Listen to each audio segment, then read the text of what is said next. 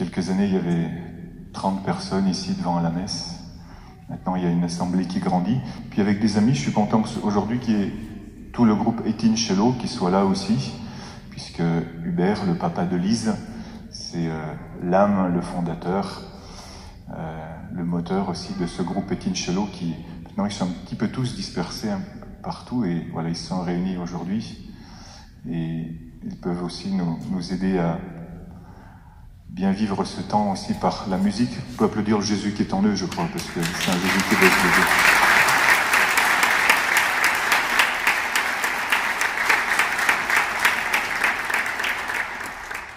Du livre du Deutéronome. Israël, tu écouteras, tu veilleras à mettre en pratique ce qui t'apportera bonheur et fécondité. Dans un pays ruisselant de lait et de miel, comme te l'a dit le Seigneur, le Dieu de tes pères. Voilà qui résume beaucoup de ce que nous sommes en train de vivre. Ce pays ruisselant de lait et de miel, frères et sœurs, il est en nous, c'est le royaume des cieux. C'est le bonheur de partager avec Dieu son intelligence, son amour, son action sur la terre. En vivant ce que nous ont transmis aussi nos pères, le meilleur d'eux-mêmes, c'est-à-dire la foi. Quand tu as reçu de tes pères cet héritage qui est la foi, la conscience d'être relié au ciel et de transmettre ensuite dans tes enfants ce qui donne du sens à ta vie. Tu peux imaginer qu'un de tes amis s'avance vers toi et te demande quel est le sens de ta vie? Qu'est-ce qui te rend vraiment et profondément heureux? Qu'est-ce que tu lui réponds? Là, maintenant, comme ça, c'est quoi le sens de ta vie? Qu'est-ce qui te rend profondément heureux? Est-ce que tu as déjà été interpellé de cette façon-là?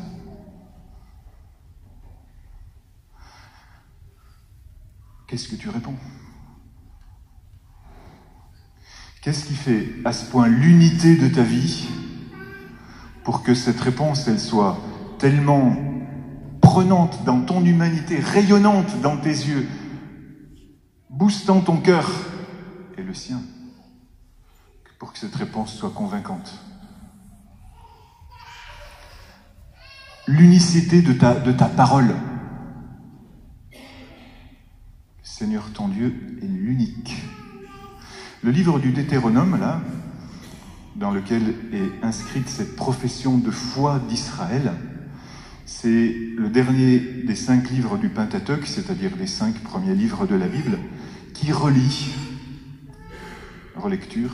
qui fait une relecture de l'histoire d'Israël, en particulier de l'Exode, une fois que les Juifs sont installés dans la terre promise, justement dans ce pays où ruisselle le lait et le miel, et qui dit, mais comment tu en es arrivé là pour vivre cet état, cette possibilité de bonheur que Dieu te donne? Qu'est-ce qui t'a emmené jusque-là? Si un jour vous voulez faire une retraite perso chez vous, vous prenez le livre du Deutéronome, vous lisez les 12 premiers chapitres. Et à cette lecture, vous relisez votre vie. Et vous faites écho avec tout ça. Et là, c'est l'auteur du livre du Deutéronome qui fait dire à travers Moïse, en prenant des 4 premiers livres, tout ce que Moïse a dit pour dire « Mais oui, finalement, c'est vrai, c'est parce que ce peuple a mis en pratique cette loi, c'est parce que ce peuple a écouté à l'intérieur de son cœur qu'il a pu arriver dans cette terre promise, qu'il a pu sortir de la galère, de l'esclavage, du péché. » À travers ce signe que nous allons faire là, dans pas longtemps pour Lise. Et pour le faire entrer dans cette terre promise, qui est encore une terre de combat, mais qui est une terre de combat victorieux. Pourquoi? Parce que ta vie a du sens. Frères et sœurs, beaucoup de gens pourraient poser cette question, mais ne savent pas à qui la poser, cette question du sens de la vie. Et finalement, ça sert à quoi? On s'agite beaucoup. Mais sommes-nous vraiment heureux? On accumule beaucoup de choses.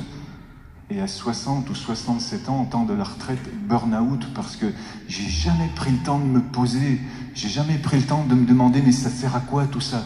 Hé, mon frère, ma sœur, je te demande, tu prends le temps, toi, le soir, un petit moment, pour te dire, qu'est-ce qui donne du sens à ma vie?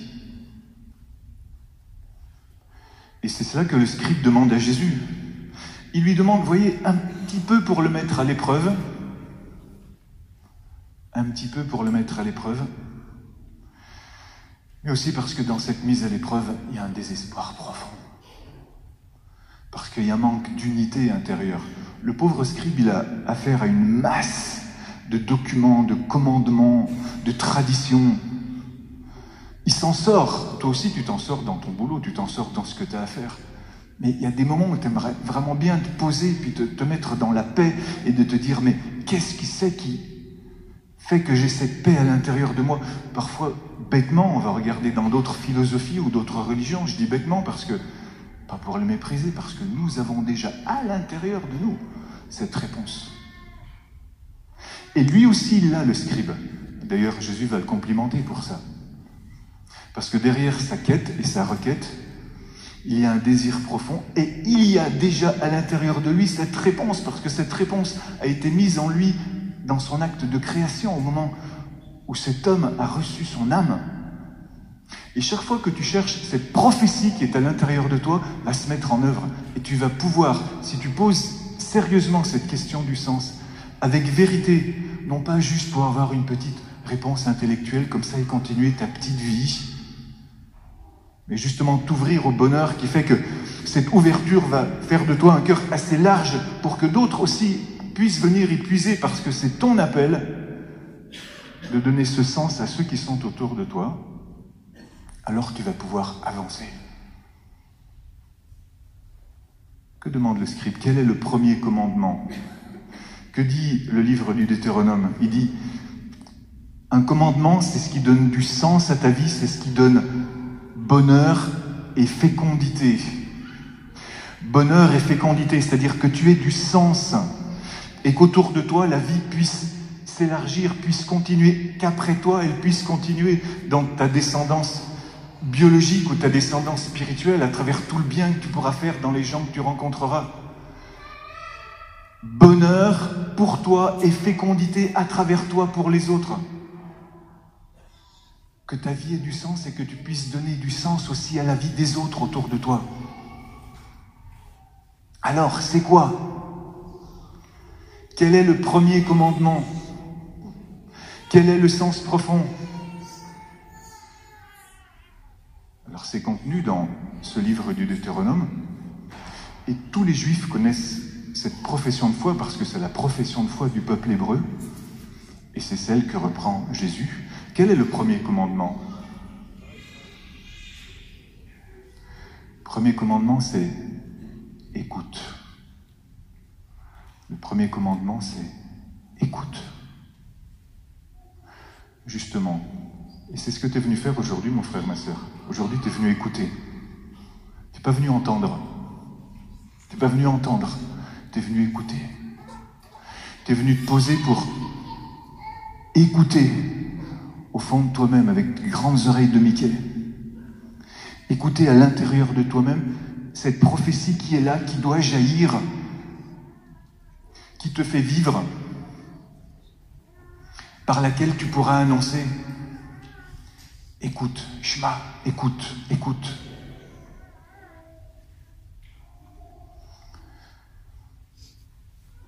Écoute quoi? Écoute ce qui vraiment te donne du bonheur. Écoute si tu as du bonheur déjà à l'intérieur de toi. Hey, tu as du bonheur à l'intérieur de toi? Écoute. T'es content de ta vie ou pas? Mais si t'es pas content, il faut te demander pourquoi. Parce que ce bonheur, il est déjà à l'intérieur de toi. Peut-être que si t'es pas content, c'est que tu ne sais pas écouter. Peut-être que tu n'as pas bien écouté, que tu ne prends pas le temps d'écouter. Cette présence, cette relation à Dieu qui fait ton bonheur, qui est ton bonheur. Écoute. Écoute ce que Dieu te dit. Tout à l'heure, on fera un petit geste pour Lise. Le petit geste de l'Ephata. Il est facultatif dans le baptême des petits-enfants, mais nous, on le fera. On fera ce signe de croix sur ses oreilles. Puis tiens, on le fera nous aussi en même temps. Si j'oublie de vous le dire, faites-le. Parce que c'est un geste prophétique qui a du sens, où j'ouvre mes oreilles pour vraiment écouter et pas avancer comme un train aveugle pour écouter toutes les sollicitations que Dieu me donne, pour mettre en relation, pour entrer dans le royaume, pour comprendre les signes que Dieu me donne. J'ouvre une parenthèse à toute vitesse. J'ai entendu cette semaine un couple qui me disait qu'ils sont allés un jour à l'autre bout du monde, ils sont montés au sommet d'une montagne, et puis quand ils sont redescendus, la route, elle s'était effondrée, il n'y avait plus de route, ils ne pouvaient plus passer. Alors tous les habitants du village se sont coalisés pour faire une route pour eux, et ils ont pu passer. Et puis là, il y a 3-4 jours, on a 2 amis qui sont partis en montagne, il leur est arrivé exactement la même chose. Et moi, je me suis dit, la prophétie, c'est de dire, hé, regarde, là-bas, ils ont fait comme ça au Népal. Toi, tu peux faire comme ça, là, dans le sud de la France, où c'est arrivé. Je ferme la parenthèse. C'est cette dimension prophétique qui est à l'intérieur de nous, qui nous permet d'écouter, de mettre les choses en relation. Vous comprenez ce que je veux dire? Et il faut être extrêmement rapide pour écouter, parce que c'est une écoute spirituelle. Qu'est-ce qui donne vraiment du sens? Qu'est-ce qui donne vraiment de l'identité à ta vie? Le Seigneur ton Dieu est l'unique. Continue le texte. Ah, l'unique. Seigneur, mon problème, c'est que j'ai un petit peu plusieurs dieux, tu sais. C'est vrai que tu me suffis en tout, mais ceci et cela, tant et si bien que parfois j'oublie même de te poser des questions fondamentales pour ma vie. Alors ça peut être pour mon orientation scolaire, si je suis jeune, ça peut être pour mes choix professionnels, mon tournant périlleux du milieu de la vie, ça peut être des choix familiaux, tu vois, c'est vrai que j'oublie un petit peu de te demander ça, parce que, en fait, je ne sais pas si tu es très compétent là-dessus, Seigneur. Mon unique Seigneur. Je ne sais pas si tu es très compétent là-dessus. Tu as été formé là-dessus, Seigneur? Fais voir ton CV, Seigneur. Le Seigneur, ton Dieu, est l'unique Seigneur. C'est celui vers lequel convergent toutes tes forces, ton intelligence. Parce que c'est celui qui t'a tout donné. Et si tu remets tout en lui, il t'explique comment ça marche. C'est lui qui a les clés. C'est lui qui a les clés. C'est lui qui sait comment ça fonctionne. C'est lui qui a le mode d'emploi. Les commandements, c'est le mode d'emploi du bonheur. Le livre du Deutéronome vient de nous le dire. Bonheur et fécondité en plus, pas seulement pour toi, parce que ton petit bonheur pour toi tout seul, il crève. Il a besoin d'oxygène, et l'oxygène, il passe à travers ton cœur pour que tu puisses donner du bonheur autour de toi. Quoi? Donner du bonheur autour de moi? Mais déjà, j'y arrive pas moi-même. Parce que tu ne sais pas écouter, mon frère, ma sœur. Parce que ton Dieu n'est pas l'unique. Et justement parce que tu es dispersé. Mais comment je fais pour pas être dispersé? Eh bien, aime-le de tout ton cœur, de toute ton âme, de toutes tes forces, de tout ton esprit. Moi, je me réjouis de voir qu'à n'importe quel âge, nous pouvons faire cet acte d'entraînement. Et moi, je pensais l'autre jour, je suis le même aujourd'hui que lorsque j'avais 15 ans, que je produisais mes efforts, parce que c'est mon identité profonde autour de moi. Et quand je vois les jeunes qui habitent avec nous, qui vont faire de la culture physique, du bodybuilding à la salle de muscu, je me dis, c'est génial ce qu'ils font, parce qu'ils découvrent ça à l'intérieur de leur corps, cette énergie qui passe à travers leur corps, qui va féconder leur psychisme, leur intelligence et leur spiritualité. Et je peux faire la même chose. C'est-à-dire, je peux m'entraîner à l'âge où je suis là, où j'en suis maintenant, à commencer quelque chose qui donnera de la force à l'intérieur de mon cœur. Je peux m'entraîner de toutes mes forces, de tout mon cœur, de toute mon âme, de tout mon esprit. Et mon frère, quel est le sport qui aujourd'hui mobilise à ce point tout ton être, de te rendre tendu vers un but, de te rendre parfaitement heureux, de te donner de l'enthousiasme?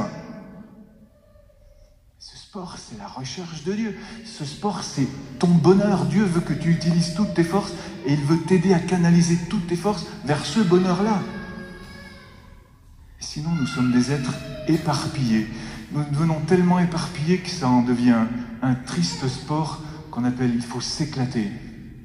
Après, il faut se remettre en morceaux, il faut se remettre ensemble aussi. Puis de réconcilier les petits morceaux, parfois il faut aller voir un psy. Heureusement qu'ils sont là pour réconcilier notre civilisation éparpillée. Alors que Dieu est notre unité. Dieu nous donne l'unité. Et c'est une unité magnifique, celle de Dieu, parce qu'elle est diversifiée, Père, Fils et Saint-Esprit. Même lui, il est unité diversifiée, mais il est vraiment unité. Il est formidablement unité. Et il nous appelle à cette unité. C'est ça que nous allons transmettre à notre petite Lise en nous rappelant que nous l'avons aussi déjà reçu. Nous l'avons déjà reçu à l'intérieur de nous-mêmes. Si nous savons écouter, si nous savons accueillir à l'intérieur de nous cette prophétie qui est déjà en train de se déployer. Ce que j'ai noté aussi, et pour terminer,